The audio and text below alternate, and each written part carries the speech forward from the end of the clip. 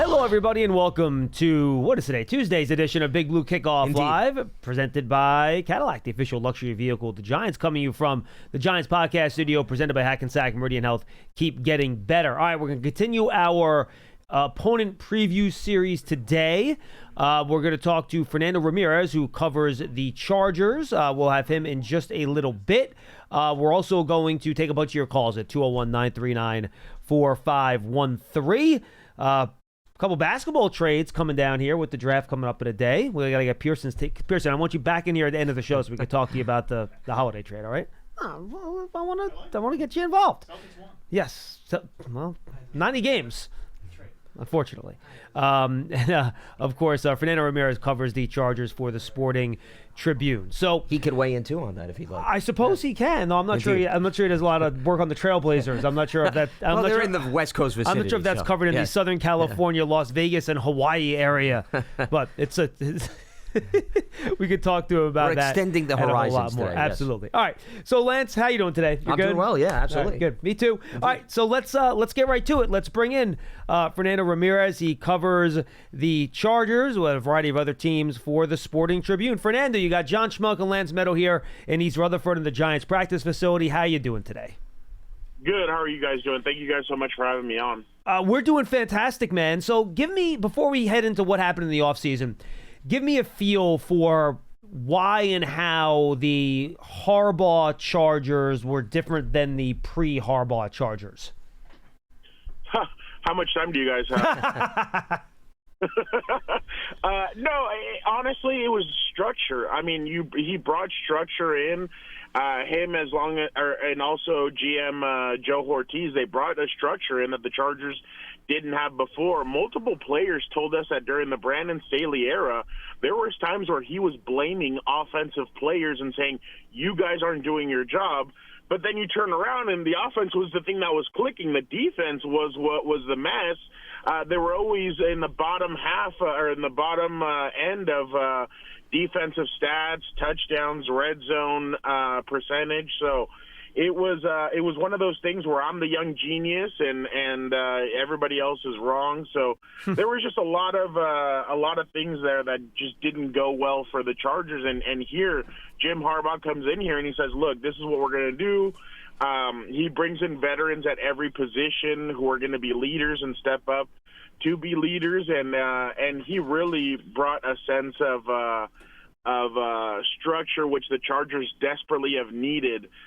Probably since the Anthony Lynn era, they haven't had that kind of structure. So that's essentially what he brought. Well, and probably the least surprising development, Fernando, I would say, is him bringing an emphasis back to the run game, because, I mean, that has essentially been his MO, whether it's Michigan, the San Francisco 49ers, Stanford. And I want to start there as opposed to go in the direction of Herbert, because I still think that is going to be the identity of their scheme this season, but the personnel is changing. No J.K. Dobbins, no Gus Edwards. They bring in Najee Harris from the Steelers and Omarion Hampton through the draft. How do you see it all, the style of running perhaps changing with some new personnel this year? Well, and the one thing that obviously I think the big key is Mekhi Becton being brought in, and sure. and the thing is though is that Mekhi is obviously physical.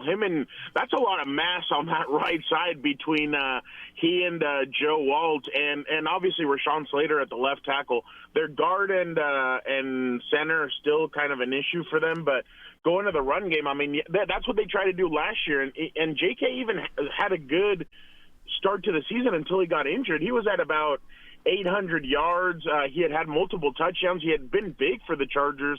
Then he gets hurt against the Ravens, and they the running game kind of falls off. And in the playoff game, you go back and look at the stats, and they didn't even run the football at all. They basically depended on Justin Herbert and Ladd McConkey to get him out of it, but it was just too far gone at that point. But now you get two guys that are dependable, that are reliable, and I'm not saying Gus Edwards and J.K. weren't, but they both got injured. They both missed multiple weeks. Najee Harris hasn't missed a game, I believe, or maybe only one. And then Omarion Hampton's been a big part of North Carolina's offense. And Joe Ortiz said, look, when it comes to Omarion, we saw that there was no drop-off. If anything, he got better once Drake May left. He was able to carry that offense. So they were very impressed with him at that point. They're impressed by his pass blocking and him being able to make catches out of the backfield. And then Najee, obviously, is a big thumper who he even came out and said, look, in Pittsburgh, we didn't have an offensive structure when it came to the run game. So it was no surprise he wanted to come to the Chargers, who, like you guys said, they're going to be heavy emphasis on the run, which obviously in turn is going to open up the play action for Justin Herbert. I mean, last year he only threw 3 interceptions during the season. So if the Chargers upgrading their running back and then upgrading part of their offensive line, that could definitely help that play action and Herbert and the passing offense have a little bit of weight lifted off of their shoulders. Well, Fernando, you hit on the offensive line, so I'm going to jump to the weapons. Really nice rookie season for Ladd McConkey. Showed really good player, really good value as a second-round pick. Quentin Johnston took a little bit of a jump. He had a much better second year than he did a first. You know, Mike Williams comes back. I'm not sure how much he has left in the tank. They draft Trey Harris. How do you analyze this group of wide receivers? I feel like maybe they could have done a little bit more this offseason to add a little bit of more firepower to the group. How do you think they're viewing this group internally, really relying on a bunch of young guys that have been drafted in the last 2 or 3 years to kind of carry this group? Well, that's the thing, too, is that, I mean, everybody – obviously, as soon as Keenan Allen didn't get re-signed by the Bears, everybody's like, well, could he be going to the Chargers? And obviously Jim and Joe have been asked that multiple times, but it just doesn't look like that's going to be happening. I mean, I've heard the price tag is a little too heavy, and that's the thing. They're willing to invest in everything else but the receivers. If you guys notice, and even go back to his track record with San Francisco, I mean, they are willing. They know that if they have a great run game, they just need guys who can make plays. And I mean, Ladd McConkey kind of fell into their lap last year, and I'm not saying that obviously that they did their homework and they knew that he was going to be a really good receiver, and now they're hoping that Trey Harris is the same guy, and that way you have them locked in at cheap contracts for the next 4 years. And then they got Keandre Lambert-Smith out of Auburn, who they feel like he's a burner, and he's going to be a guy that obviously is going to make some noise, but I think what they're going to do is Ladd is going to be on the field almost on every play. I think everybody else is going to be a situational, rotational piece. I think Trey is going to, if he works the way we saw a little bit during OTAs, I feel like he may be a guy that could solidify himself as, oh, yeah, he should be on the field every single time. But everybody else is going to be kind of a rotational piece. And they also brought in Tyler Conklin, tight end, and then Oronde Gadsden from Syracuse. That kid looks like a steal already for the Chargers, and I know they're just in T-shirts, but he had a crazy wheel route where the safety thought he bid, thinking he was going to go inside. He goes outside, turns around, turns upfield, and Herbert found him for a 25-yard gain. So he looks like he could be a playmaker for them. But that's what Jim Harbaugh's MO is. He's gonna low risk, high reward. He's going to bring in guys that are cheap, and I'm sure, obviously, that more fans obviously were clamoring. They wanted Keenan Allen back. They wanted them to spend. They wanted DK Metcalf. But then you see that contract. I did not think Jim Harbaugh was going to pay $30 million for a receiver. So I wasn't surprised when they didn't go get DK. I didn't think he was going to pay $25 million for a 33, 34-year-old Devontae or 32-year-old Devontae Adams. It's not his MO. They're going to draft young guys, and they're going to coach them up, and hopefully they step up the way Ladd McConkey did. But obviously Jim is trying to say, hey, not everybody's Ladd McConkey and Joe Alt. We can't expect these draft picks to play up to that level. We hope, and we'll coach them to do that, but we can't have those high expectations for every single time for rookies.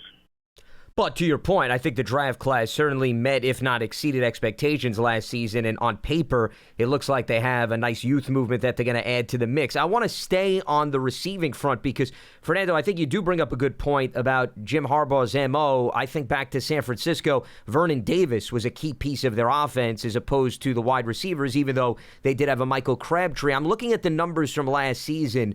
McConkey and Johnston accounted for 15 of the 23 touchdown passes for Herbert. How much more, I guess, diversity do you see in their passing attack this season with the arrival of Gatson, now that it's year 2 of the offense, even though obviously they still lean on the run game? Well, the thing is, there was times where the Chargers offense stalled out in the red zone because they didn't have it was double lad and then just let everybody else kind of go one-on-one. Well, now with Mike Williams, you're going to be able to throw the ball up, and I think Mike is going to be more of a red zone target. Obviously, on deep plays, they're gonna try and go to him, but I think Mike is going to be a red zone target. The back shoulder with Trey Harris, I think, is going to be something to look out for. Kind of that Aaron Rodgers, Devontae Adams, and I'm not comparing either 4 of those players or the 2 from LA to those 2, but that back shoulder, it seems that like Trey Harris loves to do that. So I think the thing is they brought in, like you said, a diversity, different receivers that do a lot of different things, and I think that's what they're going to do. They're going to spread the ball around also, and obviously they're going to depend on the running backs to make catches out of the backfield. But I think they've completely revamped this receiving core, the tight end group, and even the running back group. I mean, literally, they got guys who don't usually miss games due to injuries. So that's the thing. Harbaugh wants them available, ready to go, and that's kind of what they got out of all these guys. But they're gonna be able to hit you from many different ways, especially with the receiving core being improved and the tight end and just every positional group has been upgraded, and I feel like that's what Jim and Joe try to do. And, I mean, they looked at that Houston game multiple times. They watched that Tampa Bay game multiple times, and they watched that Baltimore game, and they saw that in all 3 games their offense got dominated, and they wanted to make changes to improve this offense. Because how can you have – and I can't remember the way Jim said it because – I can't remember all the crazy things he says, but he basically said, how can we have a captain well, I'm just going to put it to you like this. How can we have a guy like Herbert and not surround him with weapons all around? So that was basically the way he put it, that they need to get better, and they did improve on paper right now in all positional pass-catching groups of the offense. Before we jump over to the defense, Fernando, I want to touch on Justin Herbert with you. I thought he probably had the best year of his career last year. His average depth of target was more than a yard higher than it had been in any other year. And, he's a guy, despite all the physical tools, I feel like you kind of have to push him to be more aggressive, take more chances. And it looked to me, at least, I didn't watch every snap the way you did, that he was more willing to get the ball down the field and play a little bit looser last year. Was that your sense, and what other impact do you think the new offense in Harbaugh had on Herbert? Well, I think Herbert, it took him a little bit because we have to remember, too, he had that foot injury. Yeah. So he missed all of training camp, basically. So it cost him a little bit to kind of get in there because then he comes in, he plays okay against the Raiders. They played okay against Carolina. In Carolina, he gets hurt. And then against the Steelers and the Chiefs, he didn't play well. Because obviously he was on one foot. And then they come back out of the bye week, and he plays really well. So I think there was an adjustment period, but I completely agree with you. The only thing is that you see the kind of season he had, and then you really look at the weapons, and you're kind of like, wow, now what's he going to do when he has a plethora of weapons? Because that sophomore year, there was no sophomore slump with him. I think he had 41 touchdowns. Only like 10 or 11 interceptions, and he had over almost 5,000 yards. So with Herbert, it's just going to be about, can he get comfortable with these guys? Can he make it through all of training camp without having to miss any time?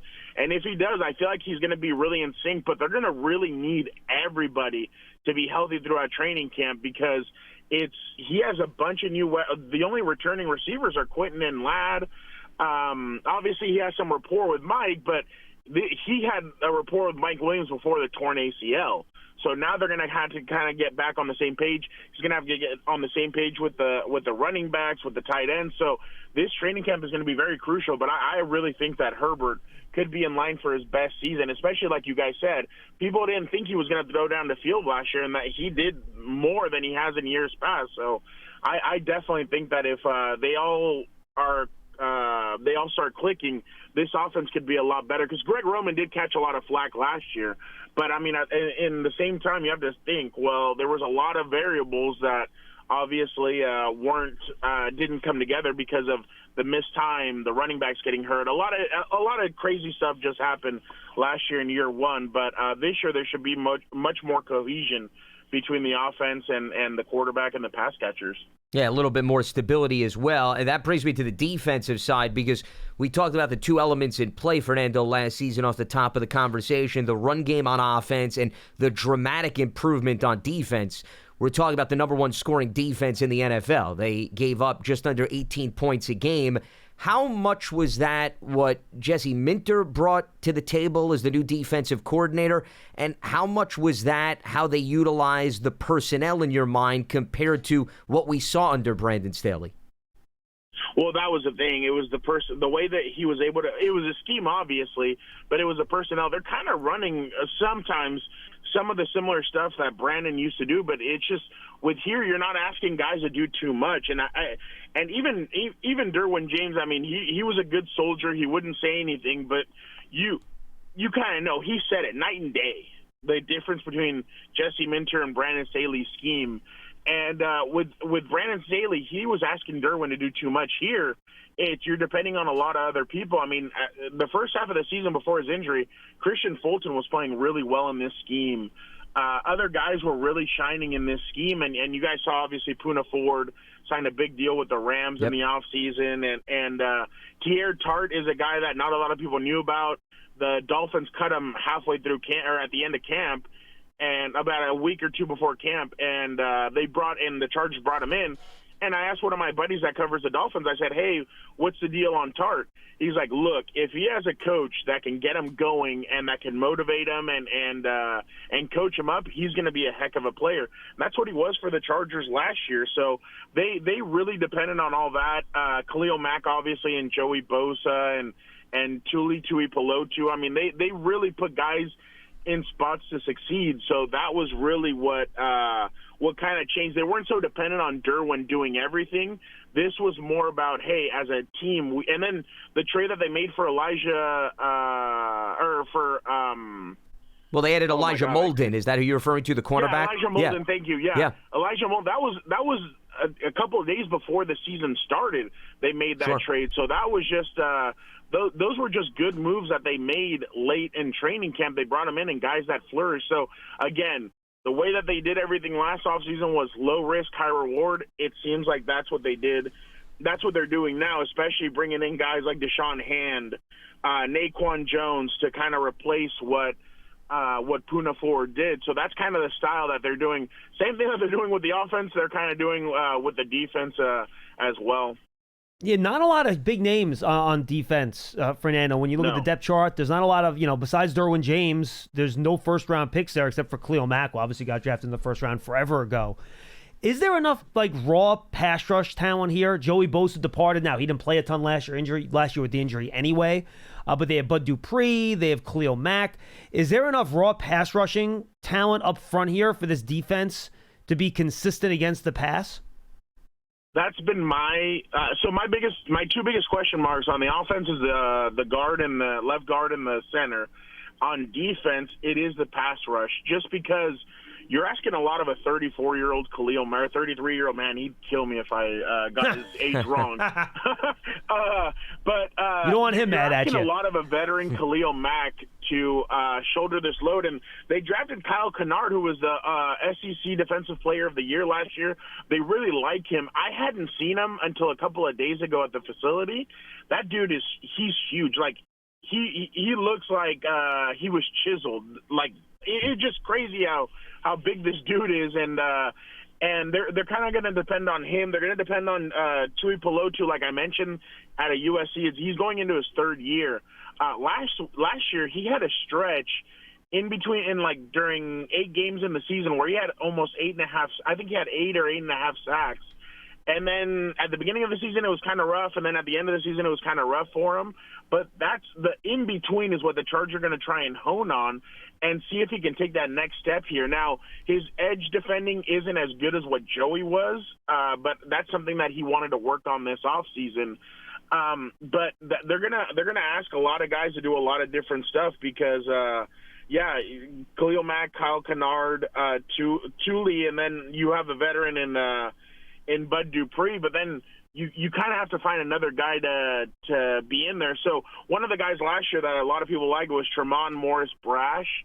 He played well during preseason, so maybe that's kind of a guy to keep an eye out for. But yeah, that's my biggest question mark. Are they going to be able to get after the quarterback with the front seven? And that's kind of the issue there with the Chargers defense. But hey, I had a lot of questions going into last year, and they ended up producing, like you said, the number one scoring defense. So, but yeah, edge rusher is the biggest question mark for me on this defense. Well, perhaps an area that they can make up for that, and correct me if I'm wrong based on your perspective, Fernando, I thought the play of the middle of the defense last season probably helped define the group. Specifically, Deion Henley had a breakout campaign, who was their third-round pick in 2023, and I think the combination of him and Denzel Perryman pretty much provided at least some structure in the middle to help the guys up front and some of the young guys on the back end. How much do you think they're going to lean on that twosome again, or even Junior Colson, who you could throw in the mix as well? Yeah, no, Deion last year, I think I can't remember what game he tore his labrum in, but yeah, he played the whole season with a big old brace, and he said it took me time to adjust to using that brace, but now no brace, he's ready to go. Guys have been saying all pro, they feel like he's going to have a huge season for them, and it's crazy because Deion wasn't even used during he was a rookie during Brandon Staley's final year. And he told me last year, he was like, Fernando, he would tell me, don't worry, we have a plan for you. We're going to get you in there. We have confidence in you. He's like, I barely even saw the field. He's like, I was even surprised. Some of my coaches were even surprised that I wasn't seeing the field in this defense. So he really flourished last year, and he showed that he potentially could be a steal in the draft class that he came out in. But Deion's a guy that they're really hoping can take that next step this year, and he's even working out with the edge rushers. And I asked him, why are you doing that? He's like, I want to get better when I blitz, and I want to be able to find the holes and find areas so that I can take advantage of it and help the defense out. Last year, he had a key play against the Cincinnati Bengals where he did blitz, and it was late in the game. I think there was only a minute left in the game. It was 3rd and 5. Burrow had T. Higgins wide open, and Deion was able to come in and grab him and take him to the ground, and it was incomplete. They punted to the Chargers. Turn around and win the game on a J.K. Dobbins run. But those are kind of the things that they're hoping that he's going to do. Now, you mentioned Denzel Perryman. He's a veteran, so he provided help in the run defense last year, which they loved. He got hurt in that Baltimore Ravens game or the Cincinnati game. I can't remember which one. He missed a couple of weeks, which was rough for them, but they're hoping that he's able to provide that punch. But you mentioned Junior Colson. They're really depending that he can turn it around. Last year he missed time. He had his appendix taken out right before the season started. As somebody who had his appendix taken out when he was a kid, I know how rough that is. So yeah, he missed a lot of training camp. He was injured, and they kind of threw him in the fire to see how he could do. He had some rough spots, but they're really hoping that this year, especially with his familiarity with Junior Cole, with the defense and the scheme of Jesse Minter, they're hoping that he can take off. But they're really hopeful that because everybody talks about the 4 starters that they got in the draft last year, and Tarheeb Steele, Cam Hart, Joe Walt, Ladd McConkey. Well, the Chargers are hoping that he and Junior Colson and obviously their other pick, who was Justin Igboibi from Alabama, they're hoping that the 3rd and 4th round picks are guys that can contribute this year. Justin gained 20 pounds. Junior Colson's put on muscle. So they're hoping that those 2 guys join their classmates or their draft class and obviously help bring more intensity to the defense. Final question for me, and then I'm sure Lance wants to hit the defensive backfield. Just overall, last year the Chargers made the playoffs, first year under Jim Harbaugh. You have to consider that to be a success. Really disappointing first-round playoff loss, 32-12. All sorts of issues trying to score. They had trouble protecting in that game, the quarterback. What's the expectation level out here? Is it just, all right, let's make the playoffs again, let's maybe win a round? Is there Super Bowl talk around the building? Fernando, obviously you have a very tough division. The Raiders bring in Pete Carroll, they bring in Geno Smith. We know what the Chiefs are. The Broncos have an excellent roster, so one of the toughest divisions in football. What's the general expectation level from the fan base and from the organization that you're sensing heading into year 2 of the Harbaugh era? Well, fanatics are for a reason. They expect Super Bowl every single year. I mean, right now, even Titan fans are out here yelling at people for getting all fired up and saying that they're not going to make the playoffs. But, no, I think obviously the Chargers team, the mindset is we have to go out and win the Super Bowl. And obviously in Jim Harbaugh's second year, they made it to the Super Bowl. I think this is going to be a lot tougher, like you guys said. The AFC is just a slugfest. I mean, you have a bunch of older quarterbacks like Herbert, like Mahomes. Aaron Rodgers is now is obviously in it. But you have a lot of those older, Josh Allen, Lamar Jackson. Then you have these new guys and Drake May, Bo Nix, and all these guys coming in. So it's going to be a slugfest. But I think the Chargers are just hoping to build off of what they did last year. I know Khalil Mack keeps on talking Super Bowl because – unfortunately, in Khalil Mack's career, he's never won a playoff game. So He's hopeful he can put his stamp on his first ballot Hall of Famer by winning a Super Bowl. He's like, I just want to win a Super Bowl. And every offseason in the last 2 years, we've had to speak to Khalil, and we're like, hey, are you coming back? I don't know. And then the last 3 seasons, he's ended up coming back. He said his wife even has gotten frustrated with it. She's like, why are you even contemplating this? You know you're going back. You want to win a Super Bowl. So, and the Charger players are really rallying around, hey, let's get K-Mac a Super Bowl before he retires. But obviously their thought process is they're taking it one game at a time. I think for them, a successful season would be winning a playoff game or 2. Justin Herbert really needs it because he really now, I mean, as the years pass, he's getting lower and lower in that quarterback ranking, and questions are being asked. And, you know, what's funny is a lot of Charger fans I've noticed on Twitter are trying to compare Justin Herbert right now to Peyton Manning. Peyton Manning did not win his first playoff game until his 6th season. That's the year that Justin's going into. And I really feel like, I mean, the numbers are kind of very similar between Peyton and Herbert, but I think fans are really thirsty for a playoff win for him so that they can say, hey, look, we have the best quarterback. He's won a playoff game. But I just really think that fans are hopeful that they make the playoffs. I think the Chargers feel like they have a good enough team to go out there and compete with anybody. And I think this year they're gonna try and show more. Hey, last year Joe Ortiz and Jim Harbaugh grabbed glue sticks.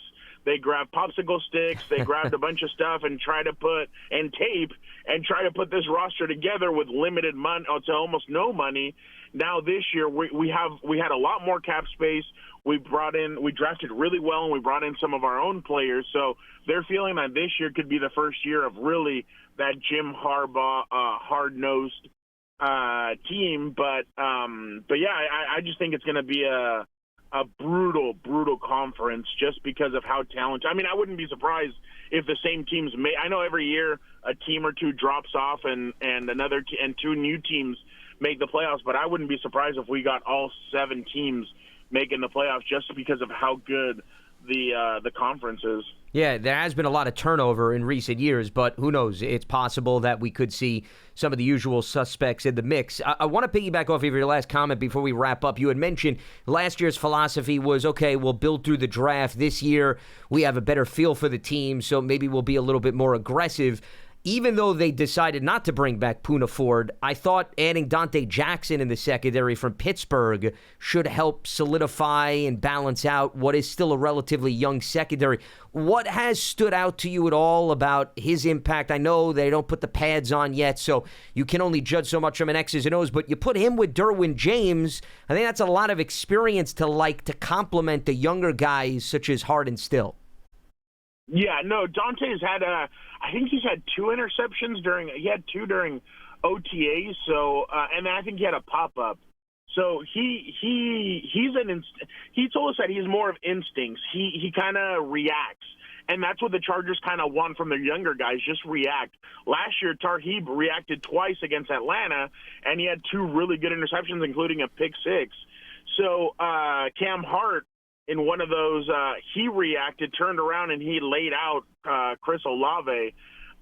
So there's been moments where the Chargers want guys to just react, and that's what Dante is. Dante's a guy that's just going to react. I think, obviously, he's going to be a good contributor to it. Now, Derwin, I saw him at a camp in Carlsbad down in San Diego the other day, and I asked him, I'm like, hey, Jalen has said now he wants just Southern California. And so he turns to the camera and he goes, Jalen, come on, let's get this done. Like, just come out to the Chargers. Let's do this. Let's get this going. Derwin and Jalen have always talked about playing with each other before their careers were over. So this might be the best opportunity for them. Now, would Jim and Joe be willing to pay the whole tab? I don't think so. But yeah, going back to – but I wanted to throw that in there because I thought that was pretty funny that he said that. But no, the Chargers are really hoping that their secondary is going to take that next step, especially with Tarheeb you can tell he really wants to put the pads on. There's been multiple times where the Chargers are kind of like, hey, slow it down a little bit. Like, don't be so aggressive. Hey, remember, we can't – this isn't the time for getting physical. So they're really excited about the young group of secondary. Again, it's a really young group. So they're really going to depend, again, like in the receiving room, they're really going to depend on a lot of these young guys to take that next step. But Dante Jackson, I think, is going to be a very good contributor for them, especially because of how long he's a veteran. And him and Derwin actually were in the same draft class. So they said that they have a friendship going back to that. So that was pretty interesting to see. But, yeah, no, this secondary group is young. They're aggressive. And the Chargers are hopeful that they're able to take that next step and continue what they had last year, which was obviously one of the better secondaries in the NFL. Fernando, good stuff, my friend. Tell the folks where they can find all your good work. Oh, I appreciate it. Yeah, no, at Real F Ramirez, I'm on X, Instagram, and I'm even on TikTok, but seems like my football stuff kind of sucks and nobody cares about. People care more about the wrestling content that I get, so that's in combat sports. So go figure that's what people want to see. Fernando, good stuff, my friend. Enjoy the rest of your summer. We get back to the grind in about a month. Thanks, Fernando. Yeah, no, I appreciate you guys. Yeah, we're in earlier than everybody else because of the Hall of Fame game. But, yeah, no, definitely appreciate you guys and have a great rest of your guys this summer. And stay cool out there. And I heard about how hot it is out there, so I hope all you guys stay cool. I appreciate it, man. High of 102 today. So, yes, it is good. I won't even tell you how it is out here. Tell me, how is it out there? Let me check. It is a high of 64 degrees. Wow. Who would have thought that? Go enjoy the weather, my friend.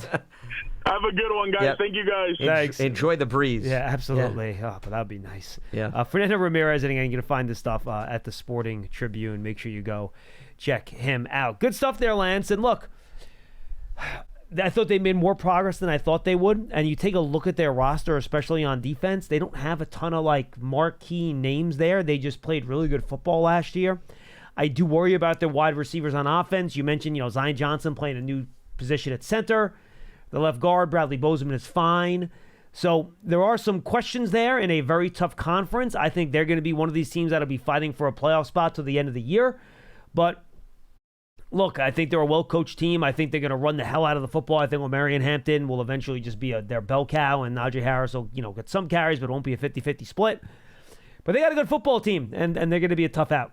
I would not bet against Jim Harbaugh. This was one of those teams that I expected to make the playoffs simply because if you look at what he's done, John, when he takes over colleges or NFL programs, he knows how to flip the switch. And he set forth a plan, and they were able to implement it. And as Fernando pointed out, I'm with him in terms of the logic and the thinking. You've already established what you wanted last season. Now you add on top of that, even though there is some new personnel, as you mentioned, in the backfield, I'd be very surprised if the Chargers fall off a cliff. Are they going to win the AFC West? I wouldn't go so far, but I think they're going to be in the thick of things. I agree, but would it shock you if they finished at 8-9? No, of course 9-8 not. and like just missed borderline. the playoffs. Right. No, it's a tough NFL, and he had seasons with the San Francisco 49ers where they were hovering around 500 Right. too. Mm-hmm. But I guess I'd be surprised if they completely disappear. Oh, I agree with that. And go in the opposite end of the spectrum. I think Hey, that look, when you have a really good coach and a really good quarterback, you're going to be pretty good. Well, and I think they've got an underrated defense, as we talked about with Fernando, because you pointed out, you prefaced your comments by saying if you played the paper test, if you didn't watch Chargers football and I just showed you the depth chart, you'd be unimpressed with all of these names outside of Khalil Mack and Derwin James, who are household commodities. But I think if you look at what they were able to get out of the group and the rotation, which is to me what they're going to do with this group of defensive linemen, they were able to stay in the hunt, and if some of the key guys in the middle of the defense didn't get hurt, you could argue they could have been even more impressive. So I would not dismiss the caliber of this defense. They were one of the top teams against the pass. They were the number one scoring defense. We talked about, okay, the sacks don't jump off the page, but Thule, who led the team in sacks, is back. So the only guy that you're really worried about is Joey Bosa, but Bosa has not been the art of durability throughout the course of his career. So I'm not poo-pooing on his absence, but I think they've experienced a lot of life without him, John. I agree with that. That it's not going to be earth-shattering when they can't turn to him. So overall, I think this is an easy team to overlook, but I think they're going to be very much in the hunt next season. No, I'm with you. I think that makes a lot of sense. They're going to be a tough out. And again, and guys, we'll open up the phone lines here. We'll take your calls at 201-939-4513. And now we've had, a couple shows here where we've reviewed a couple different teams, the Chiefs and the Chargers. And Fernando spoke about this. Dude, the AFC is just so loaded. The Bills are going to be awesome. Josh Allen. The Ravens are going to be awesome. Lamar Jackson. The Chiefs are going to be awesome. Patrick Mahomes. So I hate to say I'm going to pencil all three of those teams in playoff spots, but I would be pretty fall off my chair surprised if all three of those teams weren't in the playoffs, right? And then you look at the rest of the teams that made it last year. The AFC South is still a pretty weak division. I think maybe the Jaguars will be a little bit better, but I don't think they're playoff ready yet.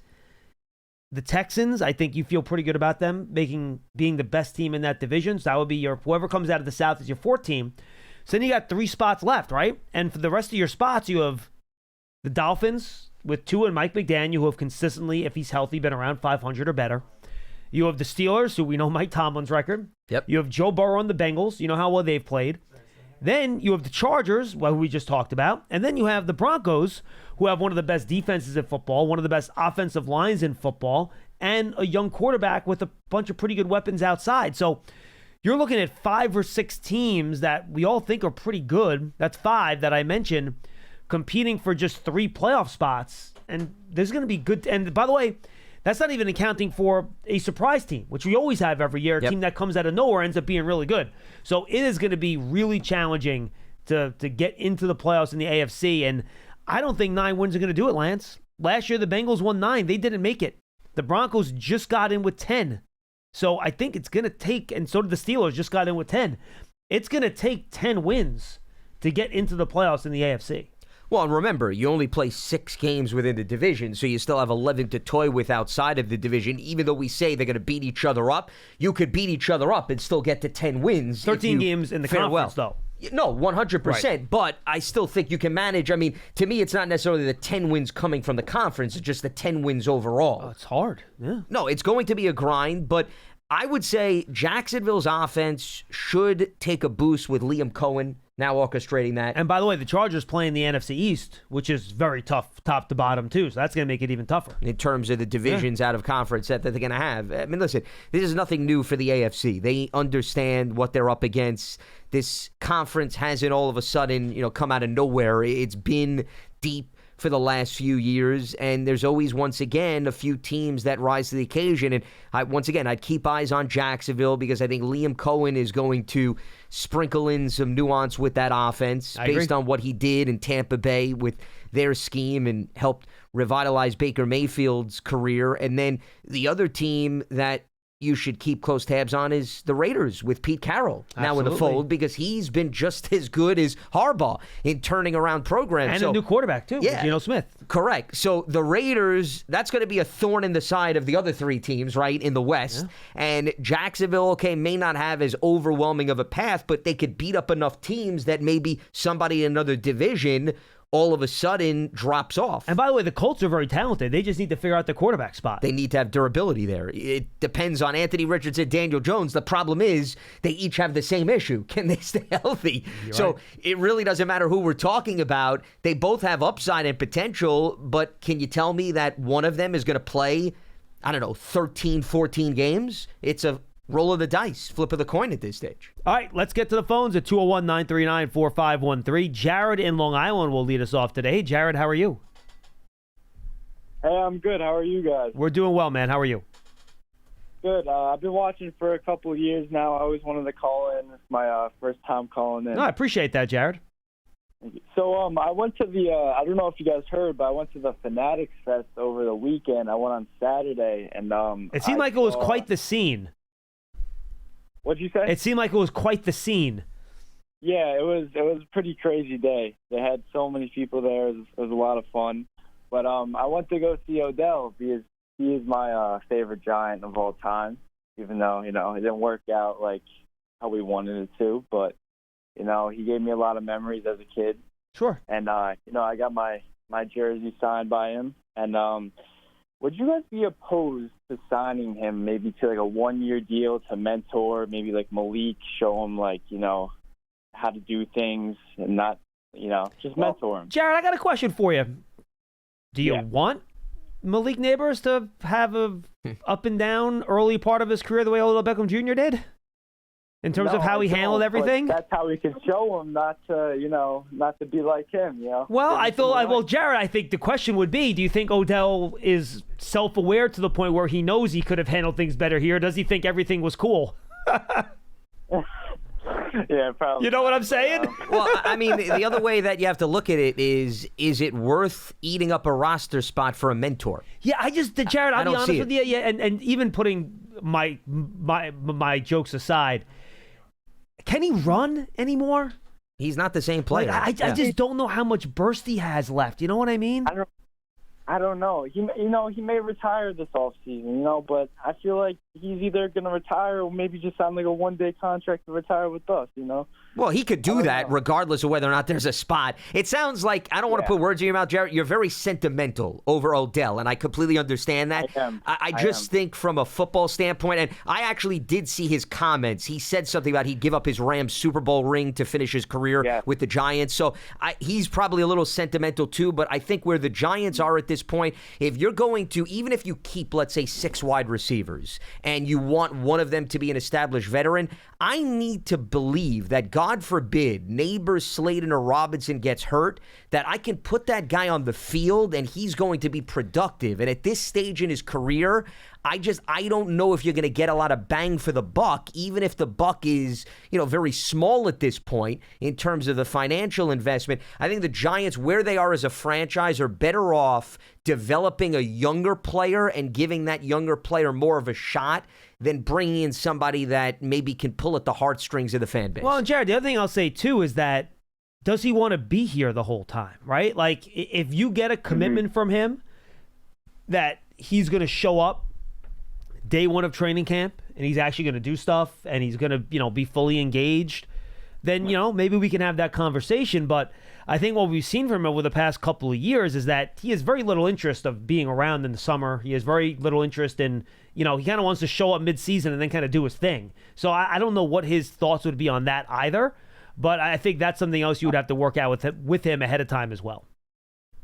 Yeah, I don't know. It's just kind of, it's like younger me coming out. No, I get it, man. After 11 years, it's just, I don't know. It was a very nostalgic moment meeting him, just seeing him on TV this whole time. Sure. Now finally meeting him. Jared, I got a question for you real quick. Jared, real quick, I have a question. What color was Beckham's hair at this time of year? Okay, so he had like the waves going on. He had like the low cut and it wasn't dyed like he used to. Okay. Honestly, he looked completely different from the Giants days, but you could still tell it was him. Very good. Jared, good stuff, man. And look, I appreciate the call. Awesome stuff.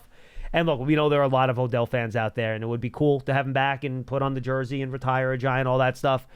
You just have to figure out what that would look like. What are his goals at this point? Does he want to come back and play?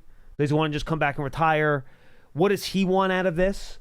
What do the Giants want out of that? Do you want to take snaps away from Jalen Hyatt to give to Odell Beckham Jr., who's over 30 years old? I don't know if that's what you want, right? So that's how I would look at it myself personally. Well, I mean, even if you just play the numbers game, and this gets back to my point, we want to assume they're going to keep 6 wide receivers?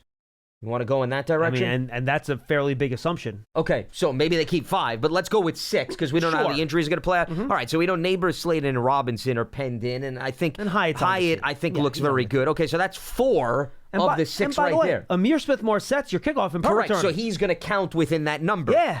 So now you got Bryce Ford-Whedon.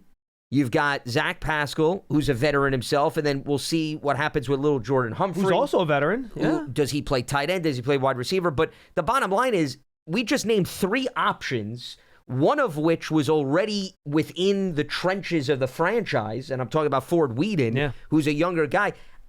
Even if you want to get past the hurdle of sentimental value, you think he could be somewhat productive, does that still surpass one of these 3 guys? I don't see it. Not to mention the fact that Brian Dable was raving about the undrafted free agent wide receiver class last week. Yep. That and I didn't even get into those guys. If one of those guys has a monster summer, do you have to figure out a way to sneak him onto the roster so you don't lose him? Yep. If he has a monster preseason games, you know what I mean? Something to keep in mind. And let me just say this, and then I will get to the next 2 callers very quickly, because I think were we on live? Was it me and you that were on live as soon as the Beckham trade went final, or was that me and Dottino? That might have been me and Dottino. Yeah, I don't recall. It's possible. Back in 2019, I guess that was, right? That trade ended up being a grand slam for the Giants. Yeah, especially what they did with the draft picks. Grand slam. Yeah. I mean, since Odell Beckham left, Lance, he had one year where he had more than 45 catches. 1 year. He had 74 catches and 1,000 yards in his first season with the Browns. Now, I'm giving the fact that it's the Browns and their quarterback situation wasn't exactly stable there for while he was there. So, yes, some of that's out of Odell's control, and that's not his fault. But they got Dexter Lawrence out of that trade. Jabril Peppers when he was here was a good player. Yep. I'm trying to remember who they used the second draft pick on that they got. I can look up the ins and outs of the trade, yeah. Either way, even if you throw that away, the mere fact that you had a chance to draft Dexter Lawrence with the pick, and Odell's career just, after after he broke his ankle with the Giants, right? He just never had that, even that last year with the Giants, when he had, 12 games, 77 catches, 1,000 yards. He was still missing that catch the slant, get to 1,000,000 miles per hour and go factor. And I never feel like that got all the way back with him. It didn't. It never came all the way back. The injuries took a toll on him. And it stinks. It's awful. It makes me depressed just thinking about it.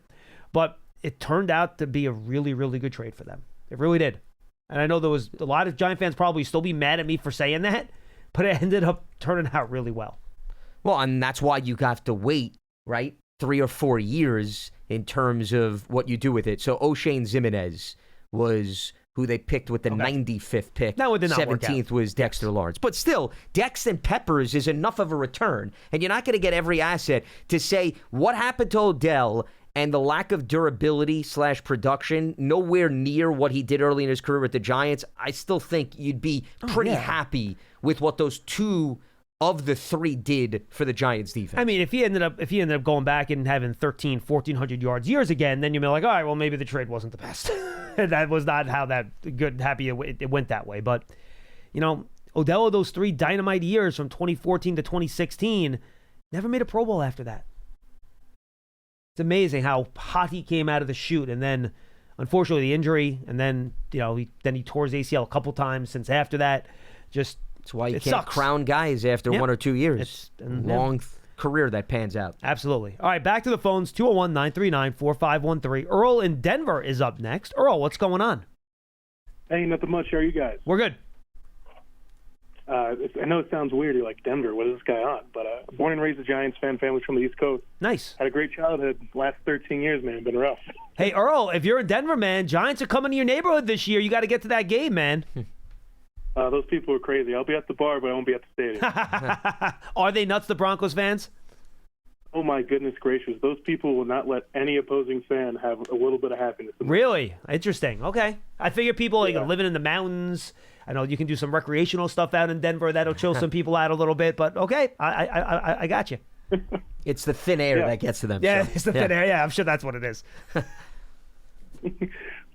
But the reason why I called you guys was so my outlook for this season is I wanted to ask you if you think we're going to have any receivers besides Malik that are going to be over 1,000 yards, and if we're moving in the right direction with this receiving core, because I feel like we got guys like Wandale Robinson who is either on fire or he's just the production isn't there, and with recent improvements to the O-line, got experienced quarterback and a rookie that he's to start by the end of the season. Do you think we're going to have that production level there? Do we have the quality, or are we still kind of don't have too many expectations for the season?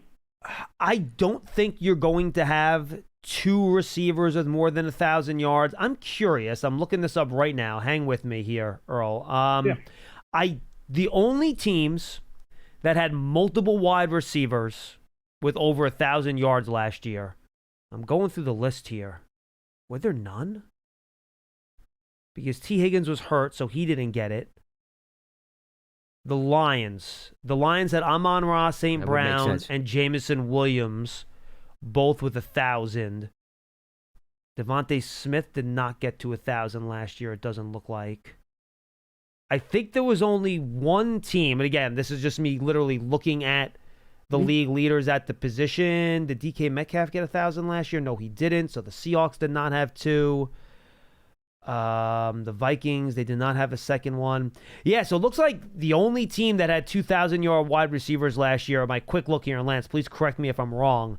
It looks like it was, as I mentioned earlier, the Lions. So I don't think you're going to get two giant receivers with 1,000 yards this year. I think you're going to get 1,000 easily with Malik. And then I think you'll probably have Slayton. He'll get his usual, 700 to 800 yards receiving, somewhere in that area. And then you'll have Hyatt and Robinson, and then you're going to play a bunch of different tight ends. I think they're going to throw the running backs a lot this year. I think the rest will be kind of split out pretty evenly between the rest of the group. But look, it's going to be a lot of Malik Neighbors. He's going to get a ton of targets. He's going to be a huge focus of this passing attack. And you know what? That's not a bad thing. A lot of other teams operate that way too. And not even the Bengals pulled off two 1,000-yard receivers. No. With T. Higgins and Jamar Chase. Higgins was in the 900s, but he failed to get to 1,000. Only played in 12 games, so. But, I mean, even with the way Joe Burrow throws, you'd figure even in 12 games they had a legitimate shot. So I think that should answer your question, Earl. If a team like the Bengals couldn't even do it, I think it'd be hard-pressed for the Giants to accomplish that. Niners were close. Juwan Jennings got to 975, and Kittle had 1,100. So that was close. But when you look at the Steelers, even with Russell Wilson, it was George Pickens who finished with 900. They didn't even have one 1,000-yard receiver. And I'm not saying it's identical, but now I'm looking at who's at the controls and how they may want to emphasize the run game a little bit more, given they have the personnel and the diversity there. I'd be very, very surprised if the Giants get a pair of 1,000-yard receivers. I think the only way that you get to that point is if Wilson just is clicking with Darius Slayton with the deep ball, and he has a bomb every game. You would need that. Or Wandale Robinson takes his yardage per catch after the run to new heights. Or those are the types of things that you need. Or Hyatt explode with the same way with the deep passes like Slayton. But that's it. I'm talking about you're not going to rely on just a splash play here or there. You're going to need it consistently game in and game out, and I just don't see that coming to fruition. Yeah, yes, sir. And then one other question, if I am allowed for the time. Yeah, of course. Yeah. Okay. So speaking about Jalen Hyatt, I'm a big SEC football guy. I was so pumped up when we drafted him. Then obviously not enough production, got hurt, and putting on 15 to 20 pounds of muscle in the offseason, having Russell Wilson talk him up. Do you think we got to break through at least one game to get some nice numbers out of him this year? I think you got a chance, Earl. I really do, and appreciate the call. Good stuff. Thanks for calling in from Denver, and enjoy the game out there this year, even though you might not get out to the stadium. But look, he's got a shot, and it's not. And I will emphasize this: it's not just because he had a big spring. I've seen a lot of receivers have big springs, then do nothing in the summer and the fall. Don't take much or of anything out of what happens in spring practices without pads. it's the fact that he looks like a different player with the added weight. And that's a big deal. Look, we talked about that when they drafted him, Lance. We had a long conversation about him being 170 pounds, not being able to handle press. So you have the added weight, which makes him physically a different player. They're moving him around more and using him in the slot more. So that's usage change, plus the added weight, plus it's his third year. And on top of that, he had a good spring. So you have all four of those factors working together, which I think it gives you a chance to have a breakout. Now, you can screen one more, Johnny Mac. I don't know how much playing time he's going to get, and that's really the trick here. That's the wild card. Which we don't know what that's going to look like. But they will give him a chance to earn snaps. So I think there's a shot at it. But I think the thing that might be holding him back the most is the playing time. But again, we got to see him now repeat this performance in the spring when he's facing live opponents, wearing pads, and real game competitive situations. Well, the other thing that I would add is Russell Wilson also seems to be very high on him. That's a good point. He has talked a lot about Hyatt, and it has been unsolicited. During press conferences where they'll ask him about the weapons, he highlights Hyatt. So Hyatt told me a story. Russell called him the day he signed. He didn't even know his number. He just picked up the rando number. So he's, you're right. To your point, I just wanted to emphasize that. He's very excited to throw the ball down. So the reason why I bring that up is because it's playing time, but it's also targets, John, right? Those things go hand in hand. You can get on the field. Does the quarterback have confidence that he's going to feed you the ball? So that bodes very well. And that goes back to the strong spring with his connection with Wilson, too. Obviously. And I think Russ also has a track record of spreading the wealth. You know, whether you look at Seattle, he does certainly lean on a guy, but I don't look at Russell Wilson as a guy that plays one favorite and he's going to force feed the ball. But here's the other thing. Baldwin and Golden Tate shared it. Lockett and DK Metcalf shared it. They all shared it. Denver, where they didn't necessarily have the same caliber of weapons, but if you look back at that season, I know that wasn't his best. He's not going to give one guy an overwhelming amount of targets. Sutton and Judy both got some action. But there are running backs within this offense that he could lean on too. Sure. And the reason why I'm bringing that up is we're talking about Hyatt, at least right now, based on the pecking order, being the fourth wide receiver. Even if he gets on the field, does Russell Wilson build a rapport with a Tyrone Tracy or somebody? Does that eat into the potential opportunities? I know they're going to run different routes because you're going to have Hyatt more of a deep threat. But, you know, all of these things, they add up over the course of a season. So you could get some of the flashes, but if we're talking about breakout campaign, John, in order to have a breakout campaign, you've got to do it game in and game out. You can't just say every other game or every 2 or 3 games you're going to throw it deep to him. So I don't know if, I guess to use the baseball language, I don't know if there's going to be enough at bats. Yeah, you might not. And that could be the one thing, despite the promise, that holds Jalen Hyatt back a little bit. I think you see signs that it's possible. Now we have to see if it can happen. I think that's kind of where we're at. All right, let's go to Ryan in Illinois. Ryan, what's going on? Hey there, guys. How are we doing today? We're great. Doing all right. What's happening? What's on your mind? I was going to make a couple points, and the first, I think that everyone's over the moon for the defensive line and what it can do just collaboratively. But I want to highlight that the offense is actually probably going to help the most in just making sure that drives start and don't immediately end and get the defense back on the field. I think it's so important to keep those guys fresh, and just having a stable offense under Russell Wilson, I think will do wonders for the pass rush because they might actually have a lead for once to work with. Ryan, look, and I think you hit it there. Look, luckily they're going to have waves of guys, so even if there's a couple 3 and outs, I think you can keep the defense fresh because you have multiple edges, multiple defensive linemen to move in and out. But the second point you made, I think, is huge. Can the offense get this defense some leads, right, to actually let them rush the passer? So that, to me, is essential. I'm with you on that. Yeah, I mean, I'm going to bring up the snap count, actually, John. I mean, they had maybe not as much depth, but I think they had enough of a rotation, and they specifically have it this year that, you know, we're not talking about, what was it? We talked about this during even Spag's tenure, where there would be years where he'd be forced to just play JPP 90-some-odd% Olivia of the snaps. Vernon had some 90% of the snap years, too. I don't think Shane Bowen's going to go down that road. Last year, Burns was around 79 and Thibodeau is around 75. Okay, but that's doable. And those are that's digestible. Those are the 2 highest guys on the defensive front. I can live with that. And those might even go down now because you have Golston and Carter here. Yeah. So getting back to the caller's point, I understand on the surface, yes, if the offense sustains drives, they score more points, that should help the defense. But it was also not necessarily because guys were getting worn down because they were playing too much. They were rotating. I mean, the issue, and not to relive last season, but they could not stop the run. That was their biggest issue, and that's why opposing teams stayed on the field time and time again. So whether you're having a disparity between your offense and their offense because of number of plays, to me it still goes down to, can you stop the run on the early downs? And if you could do that, we should not have to sit here and have conversations. Well, if Russell Wilson and company ate up 5 more minutes in time of possession, the defense would be in much better position. That's my point, at least. This is true. My second thing, if I may. Yeah.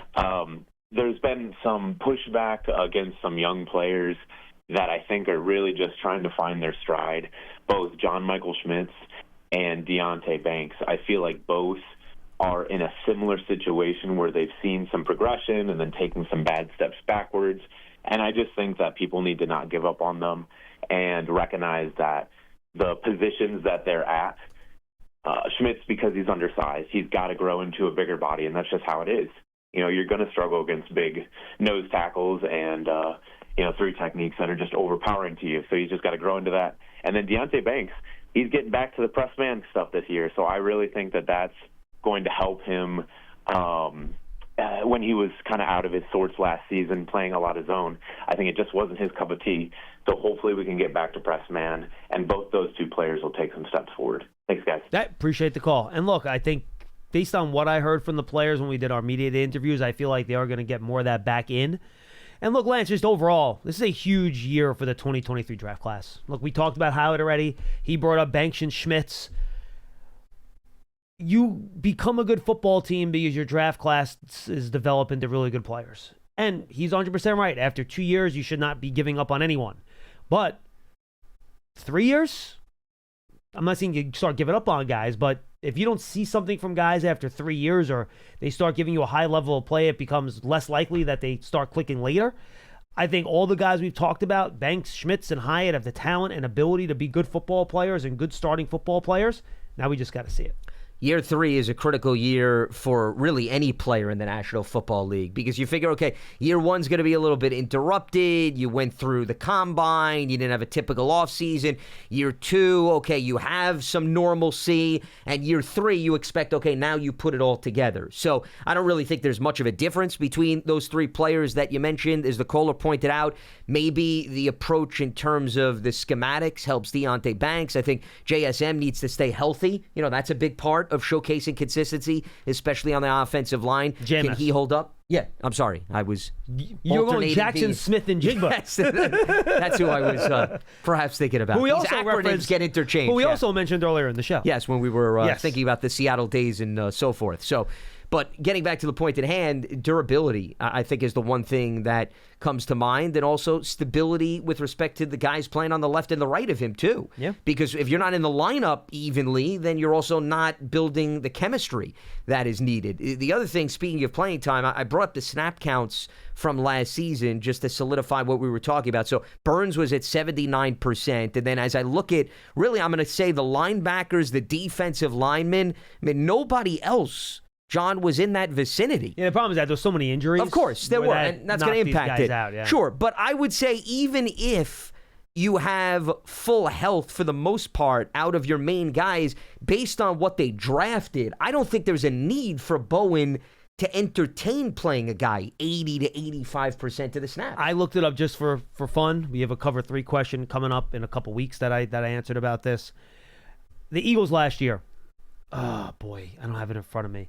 I don't think they had anyone over. I think Josh Sweat was at like 67%. Nolan Smith is at like 59%, and nobody else on the front was higher than that. So there are ways to spread this out, and that's not a bad thing.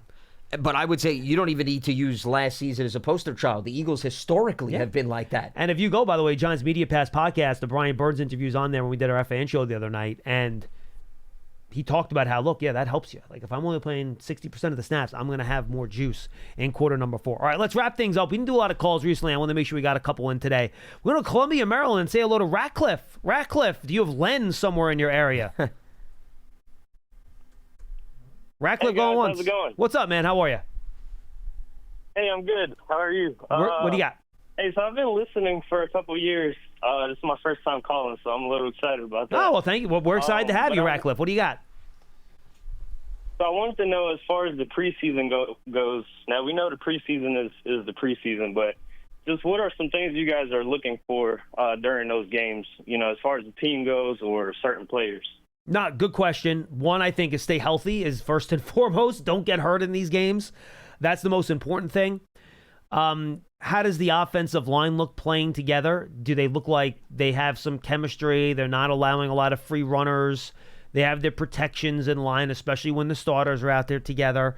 I think that's important. Obviously, this year you're going to see how Jackson Dart plays. Now, it doesn't mean a whole lot because teams are playing simplified defenses. He's going to be playing against backups probably more often than not. So don't take too much out of it, but it'll certainly be excited to see how you'll be able to see how overwhelmed he is. If he's overwhelmed, you'll be able to tell. If he's not overwhelmed, you'll be able to see that too. And I think that'll be important. Right. Are you physical early in these games against the run when teams are trying to run the ball against you with these starters? That's an issue we've had with the Giants here is the top of the run.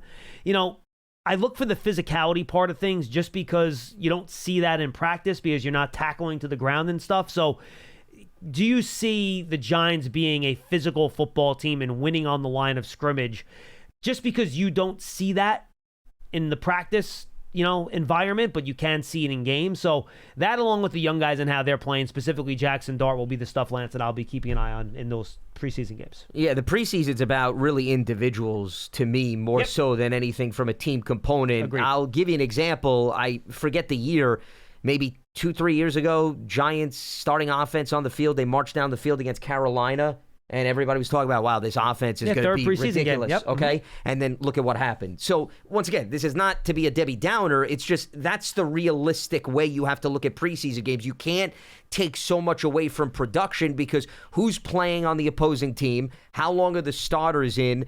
I would say of all of the young guys, it's really about Jackson Dart. When he gets in, how does he look? How does he command the offense? What type of decisions does he make? And that's not necessarily going to be the end-all, be-all to determine his outlook, but it's about individual players, how active they look. Are they picking up what the defense is calling them to do? Do they look comfortable? Are they running all around the place and slipping and sliding as if they're on ice? I mean, those are the types of things that I look at more so than taking away, okay, wow, the defense looked great in stopping the run. Yeah, but the opposing team didn't really play a lot of their top guys, and they were barely in for the first quarter, and all of a sudden week 1 is a rude awakening because now you see the varsity team as opposed to you were seeing sprinkling in of the JV and the varsity. So it's about individual players on an island, which is not what really football's about, but I think that's your biggest takeaway from the preseason. Gotcha. And I appreciate it, guys. That's all I had. No, thank you for calling in, man. We appreciate it. A lot of calls from all across the country today. And guys, I'm sorry we didn't take more. We'll try to take more the rest of the week. And we had 2, I believe, that called in for the first time. Yeah, I know. Who had been listening for a long time. So we certainly appreciate that. Before you close up shop, I brought up the Eagles' defensive snaps from last season. And get your headset on, Pearson. You're up next. In terms of your point about the rotation. And once again, you could go back historically, but just give you an idea. Jalen Carter played 79% of the snaps. That's right. The edge guys, Carter I did not include when I did my story talking about the edge guys. And then really anyone higher, you got to go to the linebackers. Zach Bond, for example. He's not an edge guy. He's a middle. So I'm not even going to throw him in. Sweat was what, 67%, right? Was at 82%. Let's see. Josh Sweat, as I go through the defensive end, Sweat was at 59%. So even lower than I remembered. So, and Nolan Smith was at 52%. Yeah. See? Yeah. That's where you want to be, ideally. So that's why, going back to the caller we had earlier. And where was Jordan Davis, out of curiosity? Jordan Davis was at 37%. You wonder why they look so good in the fourth quarter. And how about Milton Williams? Milton Williams, 48%. He just got $25 million a year. Well, that's why guys want to play for Philly. Not only does it get your money, it preserves your career by going there. So you've got a defensive coordinator, clearly, that has been extremely experienced, Vic Fangio, and he knows what it takes to compete and win at the highest level. And when you have a defense that's in good hands, these coaches, they're going to make sure that they don't override these players. So I'm not surprised. I think it's an organizational philosophy, but I also think they've brought in some veteran defensive coordinators that understand that's how you get through the journey of a very, very lengthy season. All right, let's bring in Pearson Butler here. But first, I should promote Giants Huddle Podcast. Our running back episode is up there. Go check it out on YouTube. We have the running back interviews together. Then we also have Tyrone Tracy separate on the YouTube channel. They're all together on the podcast platforms. Giants Huddle Podcast, Giants app, Giants.com/podcast, YouTube channel on the Giants. Check it out. It's fantastic. It's good. You'll enjoy it. Check that out. All right, Pearson. Yes. Celtics, how do you feel about them systematically dismantling your championship team? Not systematically dismantling. Well, it's the start of the systematic. They are financially getting themselves in a better spot. So That's what I think. So they're going to take the model of the Red Sox in terms of how they handle their expensive players. Well, they're just going to – Drew Holiday's the best. I will always be thankful to him. He helped bring a championship to Boston. But – he is 9 years older than this Anthony Simons guy. Yes. Who I'm seeing has averaged like 20 and 5 over the last 2 seasons. Very, very, very good three-point shooter. His 2-point shooting is not the best. Yes. But they're not going to need him to take twos. Not in that offense. So. And I don't know about his defense. It's probably not as good as Drew Holiday. So. Well, no. Drew Holiday's an all-defensive. But I think there's player. upside to him. And 2 second-round picks, too. So maybe you can use those for something. And, next year might be weird because Tatum's not going to be in most of the year. But if you get yourself in a financially good spot, the year after could be very scary. And apparently the Bulls are trying to be a little active in the offseason this year, Lance. They try to maybe sign. I read today maybe sign and trade for Kuminga. Might be in the mix there. We'll see. I mean, listen, I think they got a nice nucleus together. They just, they need that difference maker of a player. I don't know if I would say Kuminga is the guy, but Giddey and Kobe White have turned out to be a nice little duo. So I'm very pleased from that standpoint, and they'll have another draft, so we'll see where that takes them in the rotation. Where are they picking the Bulls this year? That's a good question. I have been so focused on football the last few days. I'm now going to turn. I mean, I know the draft is tomorrow. And then Thursday, see what the NBA draft order is. Very much unlike the NFL draft. I have not really dug into the NBA draft at all. I can name Cooper Flagg. Well, it's now 2 days too. Dylan Harper. I know him. I don't know many other guys beyond that. 12 with you. 12. Chicago. That's a good pick. Yeah. So they can walk away with a quality player. And San Antonio is, I think, the team to watch. They've got a pair of top 15 picks. Yeah. They did not trade away anything. I don't think they're moving number 2 based on what I'm hearing. No, and they shouldn't. Yeah. Because I think based on how that team is constructed, and I thought they would have perhaps been a little bit more aggressive in getting Kevin Durant, considering he was on the wish list, but it didn't fall through. No. So they now can bring in 2 young guys. Absolutely. All right, guys, thanks for being with us on Big Blue Kickoff Live, presented by Cadillac, the official luxury vehicle of the Giants. Coming from our podcast studio presented by Hackensack Meridian Health, keep getting better. I mentioned the Giants Little Podcast, folks. Go check that out. Also, if you want to become a Giants season ticket member, go to giants.com/tickets. You can find out all the great member benefits that we have. It's a great home schedule this year. It might be, I don't want to be hyperbolic here. It might be the only time you get to see Patrick Mahomes play in this building for the rest of his career. It's going to be 8 years. A lot of things can happen in 8 years, folks. A lot of things.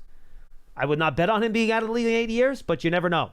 So you could see him here. You could see Justin Herbert here again. Who knows when you're going to see Justin Herbert again and how good he's going to be when he comes back. So a lot of good players coming in. Make sure you go check that out. And, of course, you can find all of our content not only on the Giants YouTube channel, but also on Giants TV, which is on all of your smart TVs and on-demand and direct-to-Big Blue fans, Apple TV, Roku, Amazon Fire TV, all that good stuff, Giants mobile app. Check out all of our content. Lance, good stuff, my friend. Always Absolutely. a pleasure. Yeah, sounds good. For Lance Medow, I am John Schmeelk. Tomorrow, Pierce, on the top of your head, do you know which team we're doing tomorrow? Saints, I believe. Saints. It'll be me and Datino. I got to find the Saints guy in the next 6 hours, which should be fun. We'll have that tomorrow, and then we'll continue to go through the players. We are dark again the first 2 weeks of July. Then we come back, and we're going to basically do 2 a day for our season wrap up, and then we'll get back. We'll squeeze in your calls too, and then training camp starts on the 23rd, so the 21st is a Monday. We'll kind of begin our training camp work here, right here on Big Blue Kickoff Live. For Lance Medow, I'm John Schmeelk. We'll see you next time, everybody.